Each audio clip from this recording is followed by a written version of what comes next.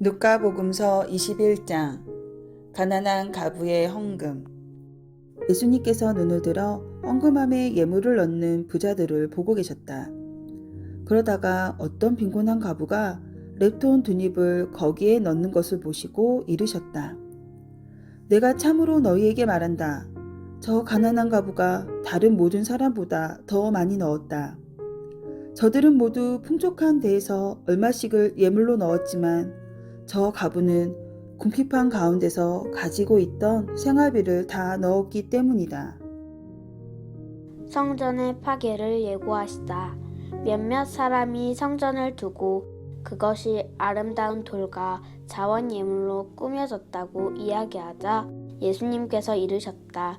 너희가 보고 있는 저것들이 돌 하나도 다른 돌 위에 남아있지 않고 다 허물어질 때가 올 것이다. 재난의 시작. 그들이 예수님께 물었다. 스승님, 그러면 그런 일이 언제 일어나겠습니까? 또 그 일이 벌어지려고 할 때 어떤 표징이 나타나겠습니까? 예수님께서 이르셨다. 너희는 속는 일이 없도록 조심하여라.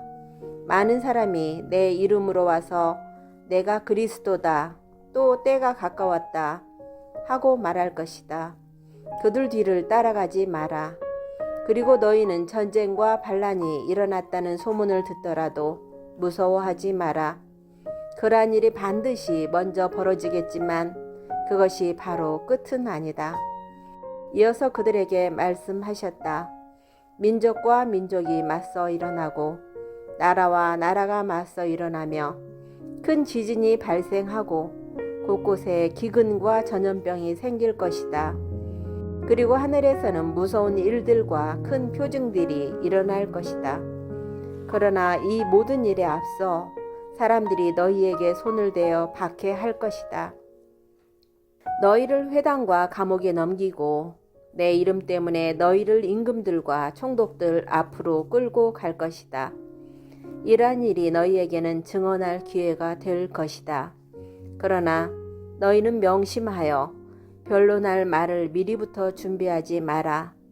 어떠한 적대자도 맞서거나 반박할 수 없는 언변과 지혜를 내가 너희에게 주겠다.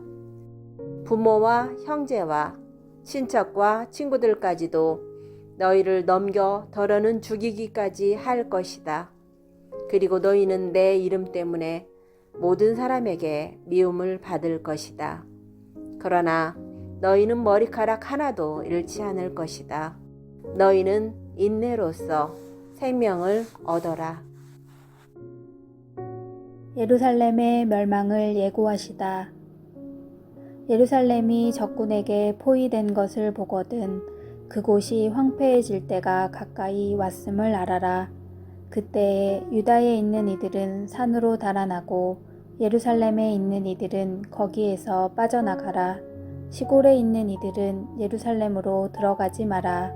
그때가 바로 성경에 기록된 모든 말씀이 이루어지는 징벌의 날이기 때문이다. 불행하여라. 그 무렵에 임신한 여자들과 젖먹이가 딸린 여자들, 이 땅에 큰 재난이 이 백성에게 진노가 닥칠 것이기 때문이다. 사람들은 칼날에 쓰러지고 포로가 되어 모든 민족들에게 끌려갈 것이다. 그리고 예루살렘은 다른 민족들의 시대가 다 찰 때까지 그들에게 짓밟힐 것이다. 사람의 아들이 오시는 날, 그리고 해와 달과 별들에는 표징들이 나타나고 땅에서는 바다와 거센 파도 소리에 자지러진 민족들이 공포에 휩싸일 것이다. 사람들은 세상에 닥쳐오는 것들에 대한 두려운 예감으로 까무러칠 것이다. 하늘의 세력들이 흔들릴 것이기 때문이다. 그때에 사람의 아들이 권능과 큰 영광을 떨치며 구름을 타고 오는 것을 사람들이 볼 것이다. 이러한 일들이 일어나기 시작하거든 허리를 펴고 머리를 들어라. 너희의 속량이 가까웠기 때문이다. 무화과 나무의 교훈.